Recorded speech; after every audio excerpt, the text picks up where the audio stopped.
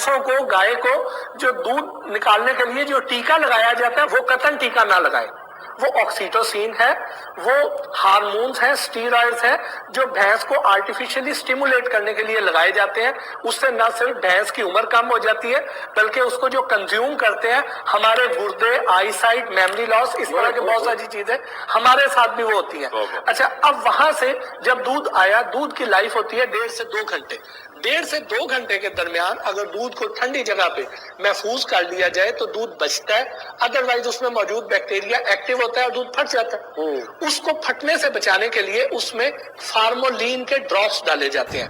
میرے وہ دوست جو میڈیکل سائنس سے تعلق رکھتے ہیں انہیں بھی یقیناً پتا ہوگا کہ فارمولین وہ دوائی ہے جب لاش کا پوسٹ مارٹم کیا جاتا ہے تو روئی کے ساتھ ان سٹیچز پہ لگا دیا جاتا ہے تاکہ ڈکے کا عمل رک جائے، گلنے سڑنے کا عمل رک جائے. پرانے زمانے میں جو لاشوں کو حنوط کیا جاتا تھا وہ فارمولین سے ہی کیا جاتا تھا. اس کے بعد دودھ ڈیری پہ آ جاتا ہے، وہاں پہ اسے کریم نکال لی جاتی ہے.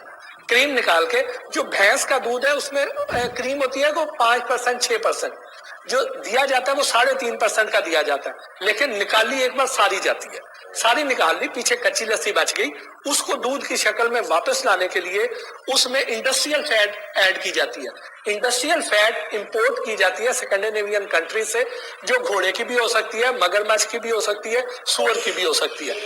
اب وہ اس میں ملائیں گے. دودھ میں اللہ تعالیٰ نے خوبی یہ رکھی ہے کہ اس کے اندر کوئی بھی چکنی چیز ڈالتے ہیں تو اس کے اوپر سپاٹ بن جاتے ہیں، لیکن یہ جب ملاتے ہیں تو وہ نہیں مکس ہوتی ہے تو اس میں پھر کیمیکل ریئیکشن ریکوائرڈ ہوتا ہے جس میں پوٹاشیم چاہیے ہوتی ہے. تو یوریا اس کا سستا ترین سورس ہے، یوریا کی بوریاں ڈالی جاتی ہیں. اب وہ دودھ تیار ہو گیا لیکن اس کا کلر میلا ہو جاتا ہے. اس کا کلر صاف کرنے کے لیے اور اس کو اس میں جھاگ لانے کے لیے اس میں پھر واشنگ پاؤڈر یا کاسٹک سوڈا ڈالا جاتا ہے. دو دن پھر کپڑے دھو لوے بندہ.